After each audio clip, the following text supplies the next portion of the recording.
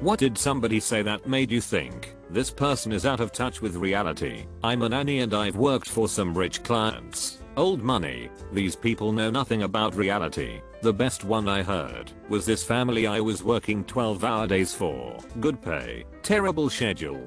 At one point I was bouncing their baby on my knee and the mom goes, "Being a mom isn't that hard. I don't know why other women complain about it so much, while her nanny is literally caring for the baby." Former roommate declared, "I'm an only child. That means I don't have to be nice if I don't want to." Had a coworker that noticed an item's tag said, "Made in Vietnam." She said made in Vietnam. That's a place. I thought it was a war. There are a lot of older fugly apartment buildings near the house I grew up in.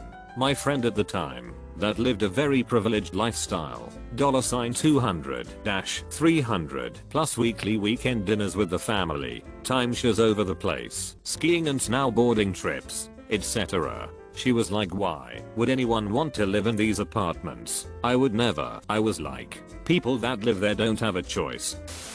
I heard someone yesterday suggest that children should operate heavy machinery to address supply shortages. Turns out that guy happened to be the frickin' Prime Minister. Once got in an argument with a girl that people would rather die of starvation than eat something that's carcinogenic. I asked if she was seriously saying people would choose to starve to death over the course of a month and risk potentially developing cancer in a few years, and she said yes. I asked if she'd ever gone an entire day without eating before, or knew what that felt like. She hadn't.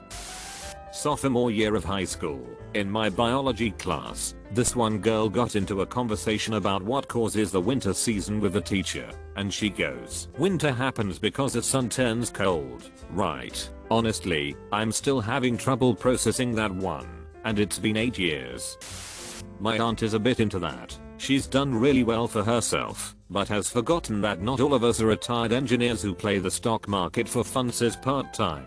She suggested Thanksgiving at my place one year, and I had to remind her that I lived in a 2-bedroom apartment, and inviting around 15 people there wasn't going to work.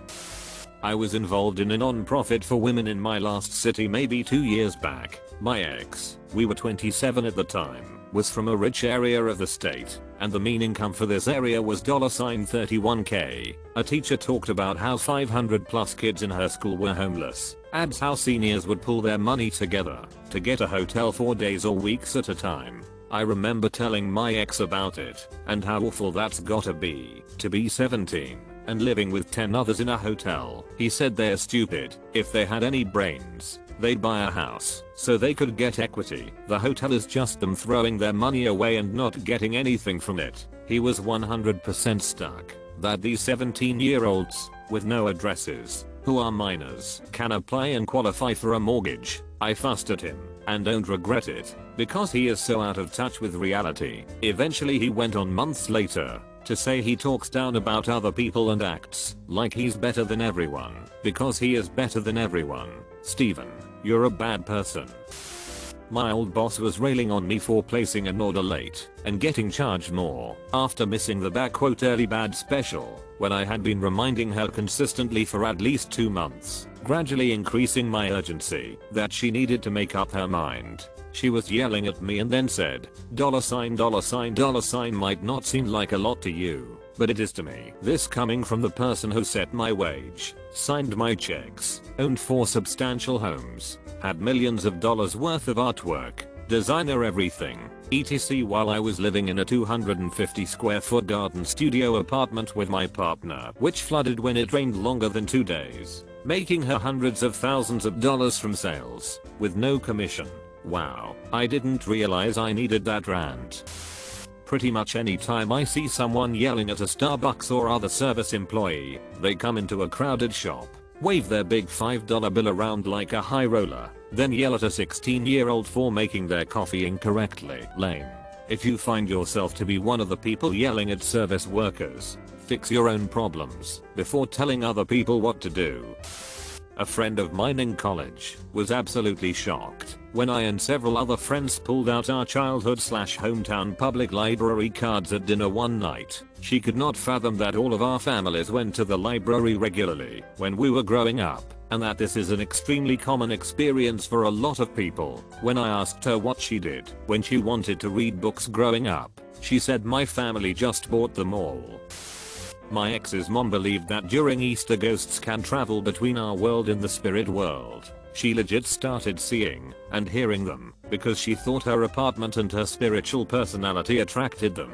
She hyped herself up so much that she had to leave her apartment for a couple of days and seek refuge at her sister's house. She didn't bring her cat with her. I suppose she thought the ghosts would feed him. My husband's friend insisted on taking us to the best, most authentic Chinese restaurant in town. I'm Chinese. He's a Jewish guy who has never been to any Chinese speaking country. The food wasn't good, nor was it authentic. He had the most smug look on his face when he sat back and quirked his eyebrow at me, as if expecting me to heap praise onto him. Anyway, I didn't. Best part is that they aren't friends anymore. I had nothing to do with that, I promise. So now I don't have to pretend that crab rangoons are the peak of Chinese cuisine. Dodging the obvious current political stuff, because my whole extended family is from Alabama and that's easy pickings. I have a grown mother that swears the Japanese can't be trusted and are secretly planning to attack the US again. She was so mad that I went to Japan for my honeymoon.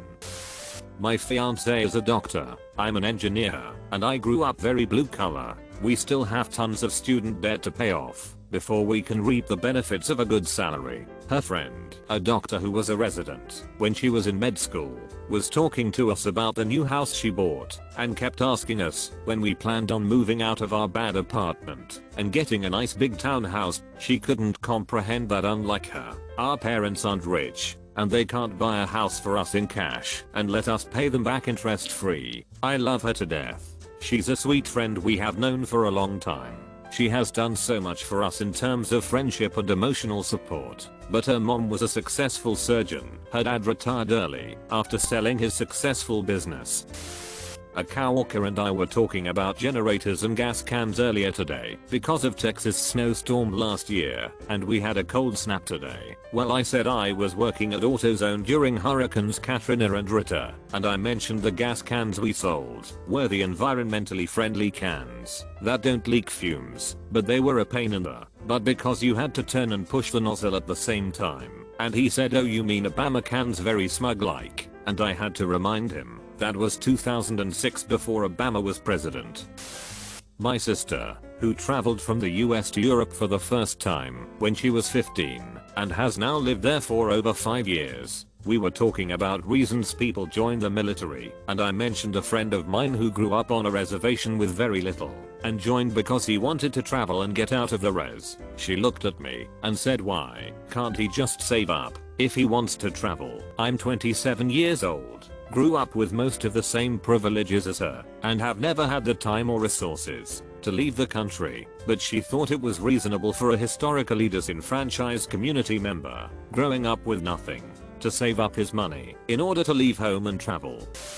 My sister is a treasure trove of these. She'd frequently design out scenarios in her head and how'd they play out, and, shocker, none of them played out the way she wanted to. Like she wanted to celebrate my grandmother's birthday by having a family get together point right in the middle of a pandemic. My grandmother was understandably like, "No. Have you looked outside recently?" Or more recently, "Our mom had a cancer scare. She's fine now, thankfully." And my sister's plan to take care of things, have her move to the same town my sister lives in, which is a gentrified town where the rent is insane and our mom doesn't exactly have a lot of money to go around. How's she supposed to live there? Oh, I dunno. Just get a job. Never mind the fact that our mom is getting up there in age and she does work, but trying to hoist more work onto her is going to break her. She lives in some idealistic reality where everything goes as planned. It never, ever does. I have two good ones. Dude I used to be friends with said that all of human history and scientific discovery was full of because women, as a group, sat down together and came up with a plan to destroy men / the natural way of life in the 60s and had their simps rewrite everything. Dude I used to live with was terrified, and I mean genuinely terrified, of Google Homes because he thought the government was using them to spy on him in particular, and then bought a voice controlled Android smart TV. He also said he would never buy an Android phone because that's how they get you, but in the same conversation, said that's why he uses Google Chrome, so they can't track him, lol. This will probably get buried, but I can't be the only one who thinks this is insane. When I was still a kid, my now estranged mom used to be one of the most logical and understanding people I knew. When I was just a teenager, it was just the two of us, and we were trying our best to get out of her brother's house and have our own place. We lived on the East Coast. Then one day, out of the blue, my mom came home from work. She was a licensed therapist, mind you, and told me in dead seriousness that Jesus had come to her in her thoughts and told her we needed to move to the West Coast and we needed to leave on December 15th of that year. I wasn't religious, but I had never once judged or expressed doubt about her faith. That wasn't and never will be my place, but this was worth an eyebrow raise. She expected me to throw everything I owned in a storage locker, pack a suitcase, throw my emotional support dog in the hatchback of a SUV, and drive across the country with no money or planning in advance.